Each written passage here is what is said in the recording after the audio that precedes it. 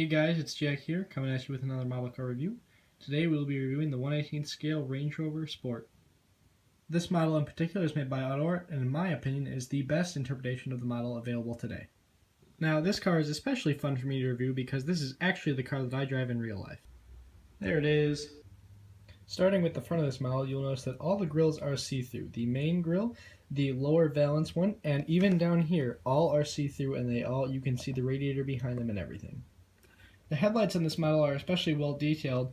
It even includes the xenon running lamps as well as the sealed beam, the high beams, and all the other turning lamps and everything else. The Range Rover letters are actually raised off the hood and they're actually shiny, and I think that's a very nice touch. Continuing on to the side, you will see the very nicely detailed wheels as well as rotors and calipers, and the rotors actually also, like all AutoArt models, move with the wheel and independent of the caliper. You will also see a nicely detailed side vent and marker light.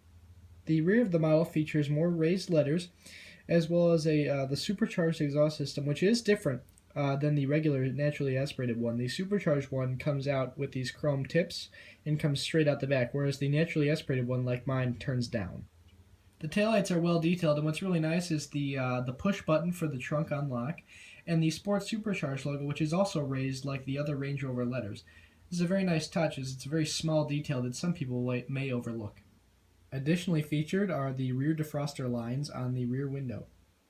Coming along to under the hood of the car, you will see a nicely detailed 4.2-liter supercharged V8. This V8 produces 390 horsepower, whereas the naturally aspirated version only produces 300 and is a 4.4-liter.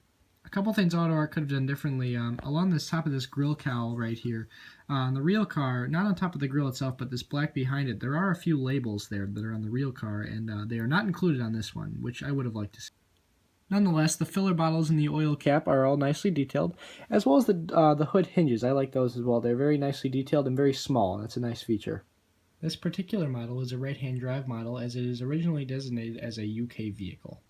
As you can see here, there's felt carpeting, much like the real car has, only obviously it's not made out of felt on the real one. The seat dials, the controls for the seat position, and the memory settings are nicely detailed, and they are very realistic.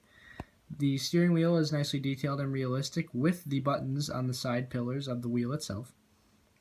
The gauge cluster is actually very well detailed. Every detail on it is very small and is just like the real vehicle.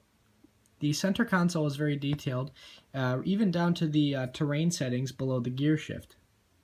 The rear compartment of the car also features a felt carpeting just like the front, as well as a very detailed center console, very much like the real car, and kind of like not felt, but a material seat belt that actually moves independently than the seat. I think that's a nice touch.